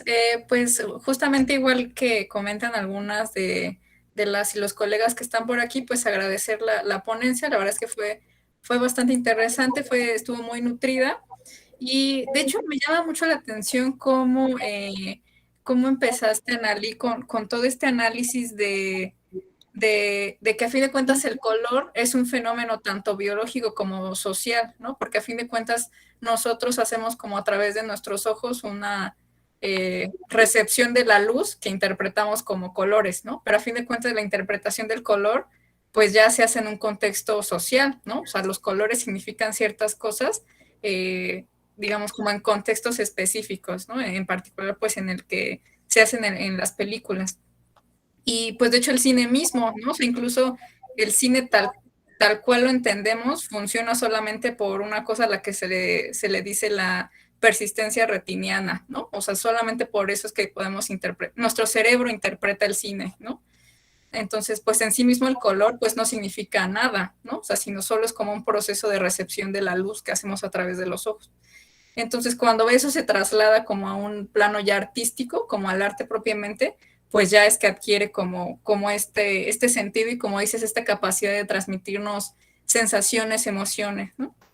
Entonces, pues justamente la función fílmica del color, pues justamente está atravesada como por estos contextos sociales, ¿no? Como tú nos comentabas un poco el contexto de la película de La forma del agua, ¿no? O sea, esos colores significan cosas en ese contexto, ¿no? De la Guerra Fría en particular. Entonces, me estaba acordando mucho de otra película de Guillermo del Toro, la de Crimson Peak, ¿no? La de La Cumbre Escarlata, en la que él decía cosas bastante interesantes sobre cómo contrastaba la realidad europea, particularmente de Inglaterra, con la estadounidense, ¿no? En la que él decía que Estados Unidos lo plasmaba con espacios abiertos, con mucha luz, ¿no? O sea, espacios muy iluminados, o sea, habitaciones como súper luminosas que representaban de cierta forma como esa nación basada en toda la idea de la meritocracia, ¿no? O sea, como nosotros construimos esta nación, ¿no? A diferencia de los hermanos Sharp, ¿no? Que vienen como de un contexto en el que todo es a través de títulos nobiliarios, ¿no? Y nosotros heredamos como las riquezas, la heredamos, no la trabajamos nosotros mismos, ¿no? Entonces ahí en esa casa de Crimson Peak todo es como oscuro, ¿no? O sea, ellos siempre están vestidos de negro, ¿no? Entonces hacen como como a mí me parece que es como un ejemplo, diría, como de todo lo que estoy comentando, de cómo a fin de cuentas el color aplica como o sea, que incluso socialmente hablando no representa algo en sí mismo, ¿no? O sea, sino que tienes que darle como esa construcción social a lo que tú estás entendiendo pues por el color, ¿no? O sea, ¿qué significado le vas a dar tú de acuerdo a cómo lo vas a usar en el cine, ¿no? Entonces creo que en ese sentido el color no solo evoca como sensaciones subjetivas, sino pues reacciones sociales, ¿no? O sea, a qué fenómeno social, con qué lo vamos a añadir, qué color le vamos como a adherir, ¿no? Entonces, en ese sentido, pues me gustaría saber como su opinión sobre si el cine puede ser entendido como un medio o como, pues sí, como el medio que nos demuestre o que funcione como un representante de la transformación social del uso del color, ¿no? Porque a fin de cuentas, pues es justo como el color no tiene un significado en sí mismo, ni tiene un significado universal, pues el cine puede ser o no, no lo sé, ¿no? Entendido como un medio casi privilegiado para transformar el uso del color, ¿no? Lo que un color representa socialmente hablando y lo que entonces subjetivamente nos estaría invitando como a reaccionar, ¿no? No sé si más o menos lo dije con claridad. No, bastante bien. Gracias, Verónica. Mira, lo que mencionas es interesante. El color desde sus inicios, el hombre empezó a dibujar en las cuevas, imitando lo que el propio hombre hacía. Y es hasta el momento en el que empieza a tomar un poquito de conciencia, empieza a ver los materiales que están a su alrededor y empieza a ver las tierras que son son diferentes en tonalidades, porque en esa época el hombre no distinguía de colores, no sabía los colores, pero los empezó a ocupar y plasmaba lo que él vivía, todos esos momentos de vivencia del hombre. Y en esta evolución que se lleva a cabo, en donde se da este uso del color y que cada individuo le da su propia interpretación, pero que sí hay códigos que establecen lo que son los tonos y el significado de los tonos en la actualidad, porque se han llevado a cabo muchos estudios y se han llegado a ciertas conclusiones, se han sacado determinados códigos y de estos códigos las gamas tonales. Por eso en la actualidad, cuando tú quieres comprar una pintura en particular de cómics, hay un código que te permite que en el momento te lo puedan hacer el tono. Entonces, en la actualidad, el hecho de que tú lo interpretes subjetivamente el color es algo importante, pero también hay muchos estudios de análisis psicológicos que hablan del color. Y, por ejemplo, al ver ahorita cada uno de ustedes en la pantalla, y en particular, Verónica, veo el fondo que tú tienes y se ve oscuro. Me causa esa parte mística, ¿no? Esa parte como de por qué no se ve la luz, ¿no? ¿Por qué si es de día, por qué se ve totalmente oscuro, ¿no? Esa oscuridad que se ve es lo que al hombre le ha dado por toda la vida temor. Ajá. Y tú ves un espacio claro, ves mi espacio, ves mucha luz y tal vez te dé alegría, te da tentación, te da esa sensación de búsqueda. Pero esto es la parte psicológica, y dentro de la parte psicológica en la actualidad, en la parte de la arquitectura, precisamente las culturas o diversas culturas establecen estos parámetros de luz, de sombra y adecúan los espacios arquitectónicos a su manera de vivir. Parte de ello, los árabes que viven todavía en casas, pero que parecen cuevas porque no tienen iluminación ni ventilación, están totalmente oscuros. Espacios en donde tienen totalmente iluminado, con muchos cristales, en donde a través de filtros de cristales que suben, que bajan de pantallas, van llevando a cabo estos efectos de la parte térmica, que también influye mucho en los colores. Entonces, hablando del color, la parte fundamental del color y sin ella no hay color es la luz. La luz es lo fundamental. Sin luz no tenemos color. Y sin color o sin luz tampoco tenemos esta parte de ese sentimiento, porque la luz transmite luz y frío, calor y frío. Y esto también influye mucho en los tonos. Independientemente de que son cálidos o que son fríos, tú puedes encontrar un tono que sea frío, pero que te cause calor, que te eleve la temperatura. O un tono que sea cálido y que te baje la temperatura de alguna manera, en un momento determinado. Y eso es lo que hace el cine y juega con ello el cine, pasar de estos dos extremos de las temperaturas, ¿no? No sé si te respondí o me falte responderte. No, está muy bien, muchísimas gracias. Sí. Bueno, vamos a dar la palabra a Yolanda. ¿Qué tal, Yolanda? Buena tarde. Hola, buenas tardes, Analí. Qué gusto escucharlos a todos. En verdad, me atrapa todo lo que haces con relación al cine y ahorita, bueno, también escuchando tu explicación en cada una de las preguntas que te han hecho, cómo haces la vinculación con la parte psicológica y demás y con esta parte teórica del color, que además es muy amplia, muy importante y hay muchas formas de mirar y me parece magnífico eso.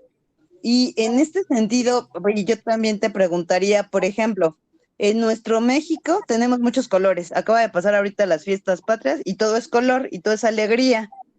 De igual forma, ¿en algún momento te has vinculado, interesado, pues en la arquitectura de aquí, obviamente sí, de México, pero con este colorido o con este impacto que tiene el color, que de hecho en el extranjero les agrada mucho porque dicen que somos como muy folclóricas, ¿no? Muy folclóricos por todo el color que se vive y que se siente en cada una de las entidades federativas.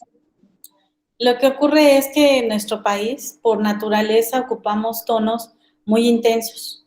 O sea, nos vamos al extremo de la iluminación y por lo tanto son tonos intensos. Ocupamos un verde que le llamamos verde bandera, pero que en realidad es un verde que se le podría considerar verde puro por la intensidad, porque no hay tantos tonos que estén entremezclándose y de alguna manera cuando tú lo ves a través de un paño, lo ves limpio el tono. Se le llama limpio o contaminado un tono cuando, por ejemplo, tienes un verde que ves algunos puntitos negros, se ve o se le llama contaminado. El color no es otra cosa que una serie de puntos consecutivos que van llenando una superficie determinada de papel o de tela y que entre más cerrados estén estos puntos, mayor es la intensidad que se le dé del tono. Y viceversa, entre más abiertos estén los puntos, es menor esa intensidad.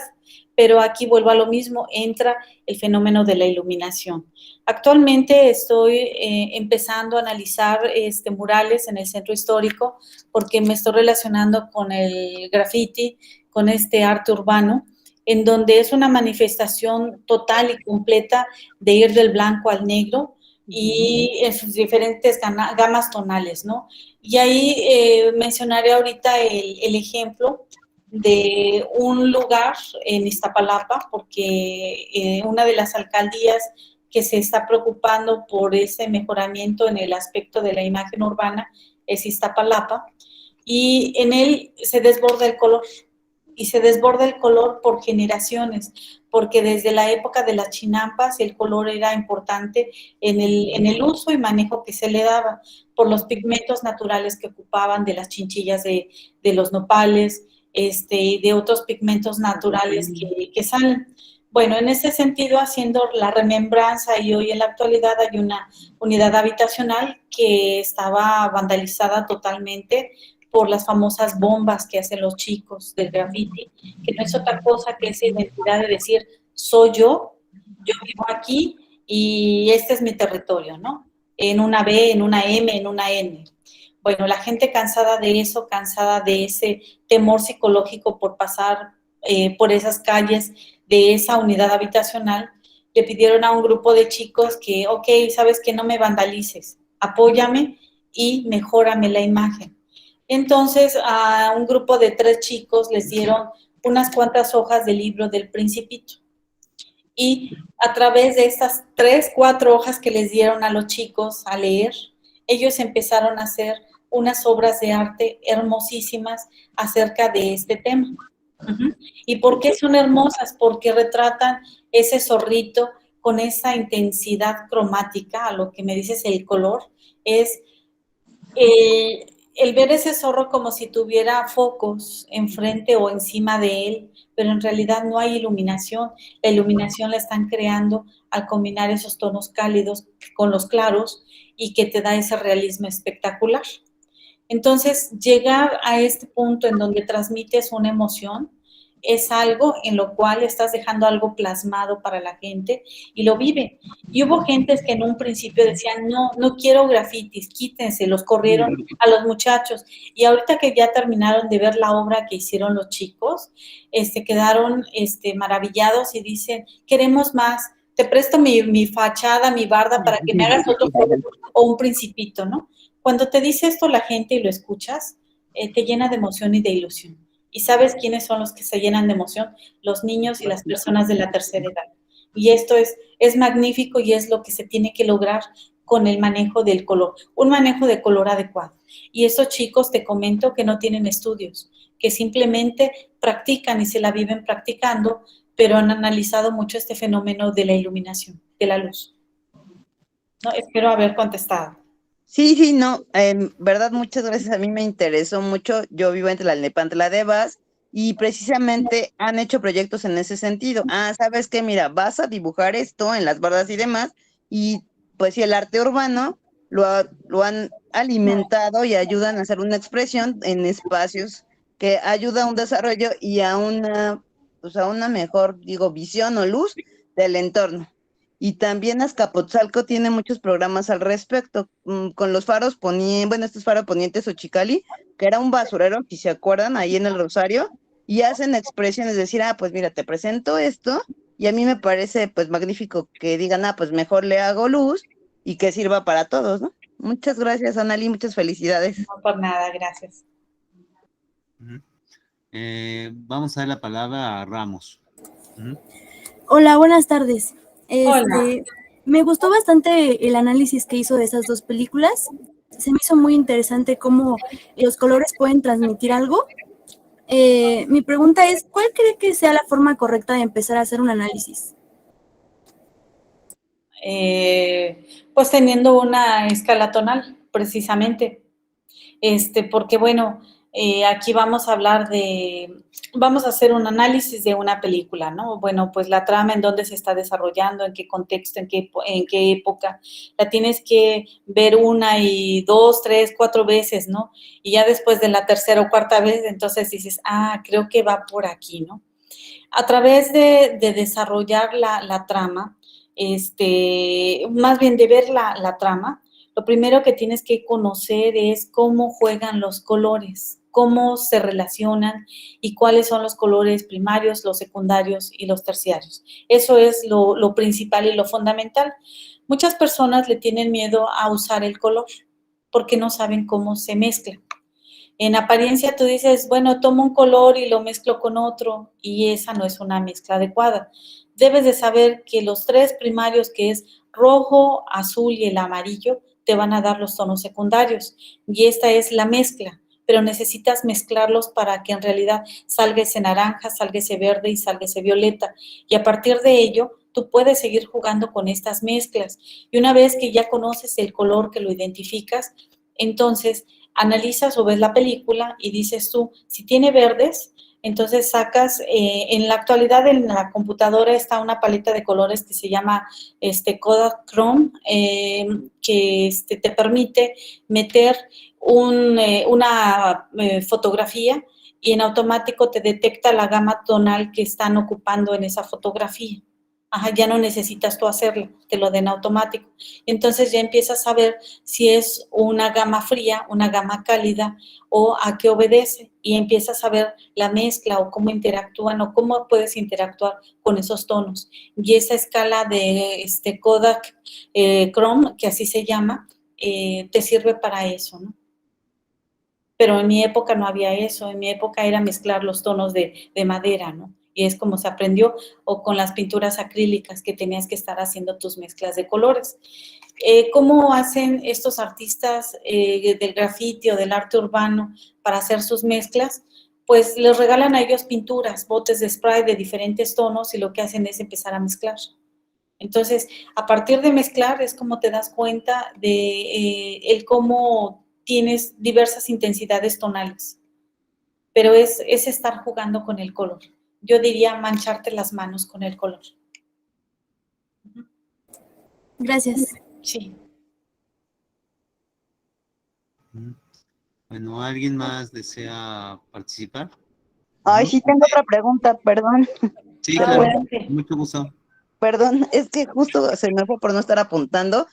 Mencionaste que le agrada a usted la acuarela. Sí.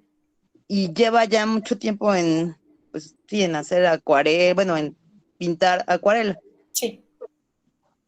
Y yo creo que de ahí le nació el sentido de hacer el análisis con el cine, que supongo que también le gusta.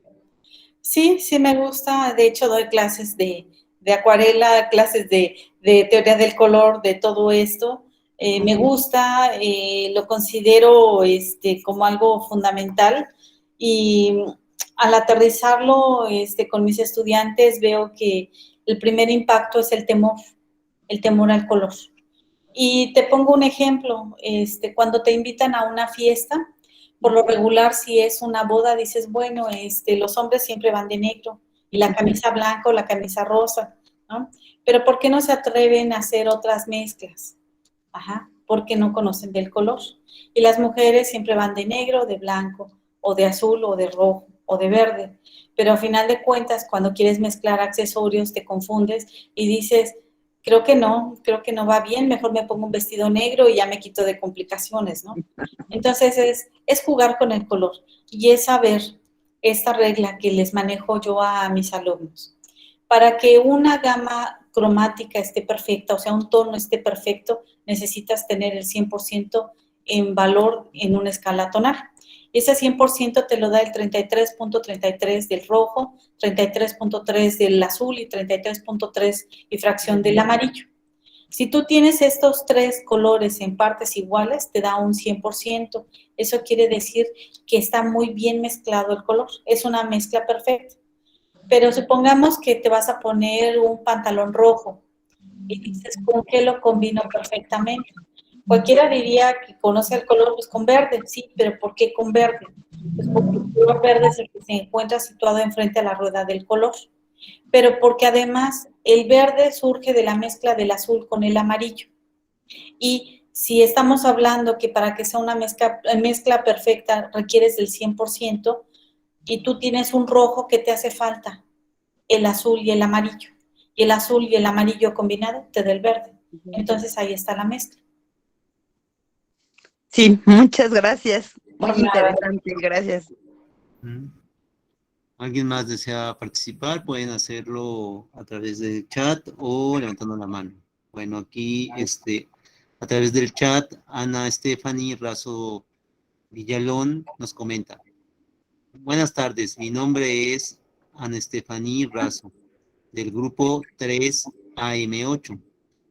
Es bastante interesante observar cómo los colores en los distintos géneros del cine juegan un gran papel al representar estas emociones que se quieren mostrar al público. Sin embargo, me causa curiosidad aquella película en blanco y negro. Mi duda es, ¿cómo lograban demostrar estas sensaciones solo ocupando negro, blanco y grises? Muchas gracias y excelente exposición, profesora.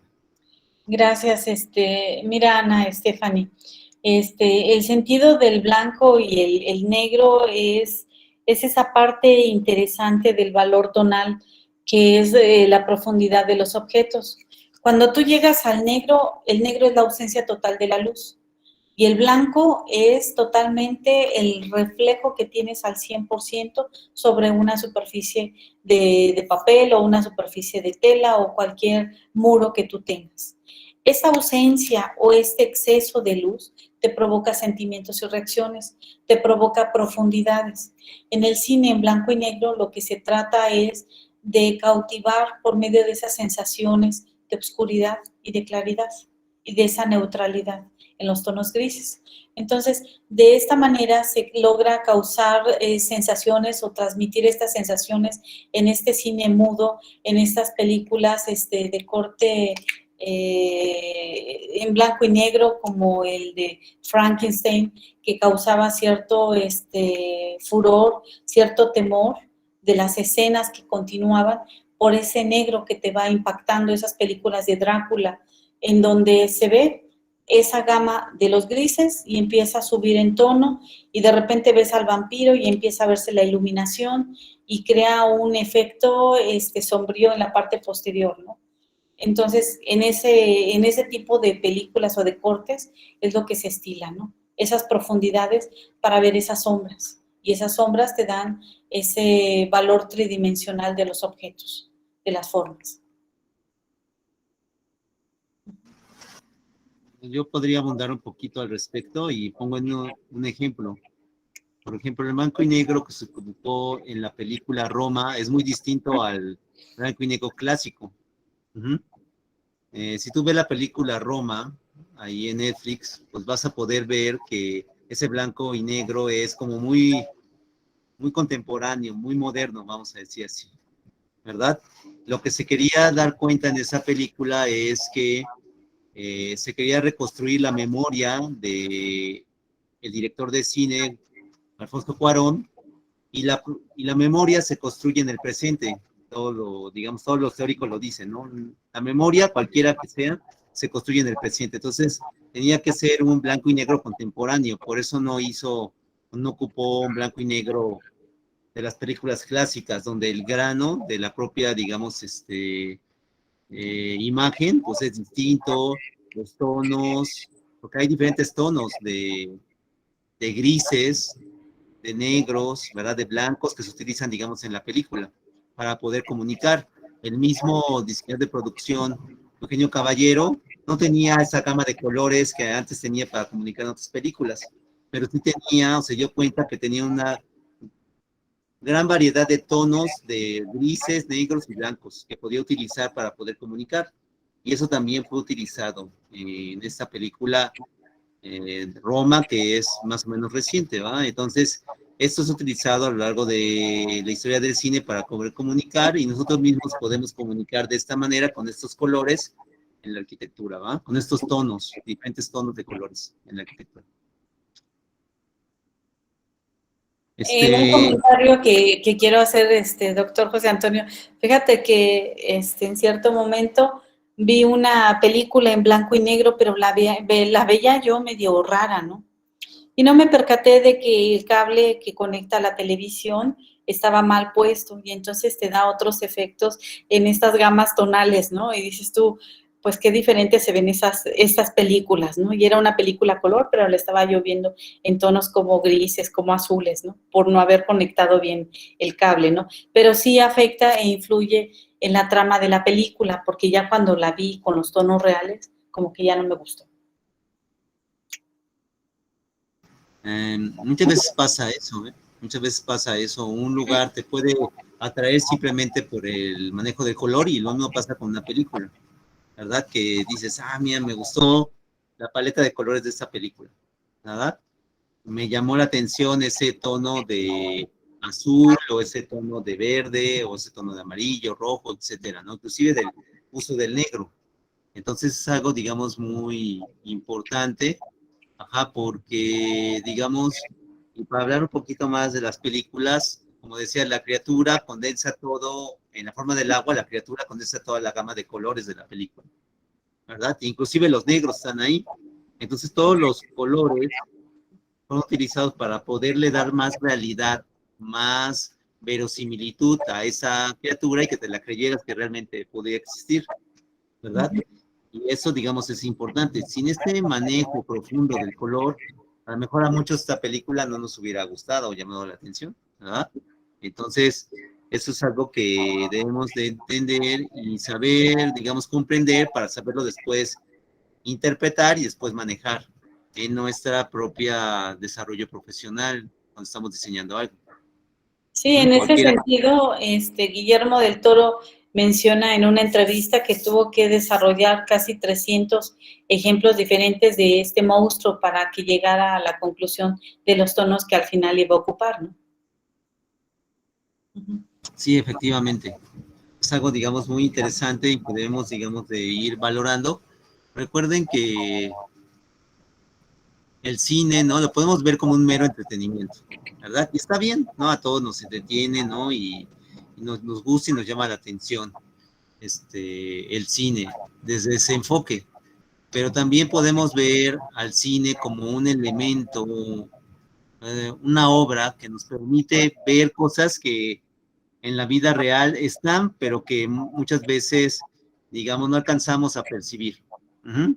Por eso para la arquitectura el cine es una muestra de muchas de las cosas que están en la realidad y que construyen los arquitectos, que diseñan los arquitectos, pero que muchas veces no les damos el justo valor, ¿verdad? Que podrían tener. Y eso hace que perdamos muchas oportunidades de poder manejar al máximo las potencialidades que tiene el uso del color, las formas y las texturas, entre muchas otras cosas que el cine nos evidencia en cada uno de sus fotogramas y en cada una de sus secuencias, y que hace evidente al espectador y que potencializa en muchos sentidos las formas que existen en la vida real, ¿verdad? Cuando así, digamos, se trata, ¿no? Entonces es algo, digamos, muy importante poder entenderlo así y poder entender cuál es la importancia que tiene el color en nuestra vida cotidiana, ¿verdad? Imagínense un mundo sin color, ¿verdad? Entonces yo creo que no nos lo imaginaríamos en blanco y negro, ¿va? Entonces, es algo que no sería, digamos, tan enriquecedor como lo tenemos, digamos, hoy en día, y poder, digamos, expresarnos a partir de él es muy importante, y poder manejar este color a partir, ¿no?, de lo que se puede expresar en el cine, y más allá de pues es de suma relevancia. Vamos a ir un poquito al chat para ver qué nos escribe Oswaldo Aldair Pérez Jarquín. Dice: hola, buenas tardes a todos. Mi nombre es Oswaldo. Aparte de la comunicación visual, pregunta: ¿podemos hacer una conexión con la auditiva? Es decir, ¿puede el sonido transmitir ideas visuales o viceversa? ¿Puede un color transmitir la sensación de un sonido? Ahora supongamos que en la proyección de un espacio se pretende generar una experiencia audiovisual inspirada en el mundo del cine. Creo que una parte del arte del cine es la música creada, desde efectos de sonido hasta composiciones. Yo creo que en ese sentido de la comunicación visual, el color psicológicamente te puede transmitir la sensación de un sonido. Están interrelacionados, interactúan los dos, pero hasta ahorita de lo que yo he estudiado, el color como tal no te representa un sonido. Ajá. Lo que sí he estado analizando es que el color empieza a transmitir sensaciones olfativas y se relaciona con sensaciones olfativas, pero en la parte del sonido, hasta ahorita no he encontrado yo algo que te pueda afirmar de que te transmite esa sensación. Psicológicamente tú puedes decir, sí, el amarillo me representa la nota la o fa, pero no he tenido bien ese contacto y mentiría yo en decirte que sí, que se transmite esa sensación de sonido. Interactúan.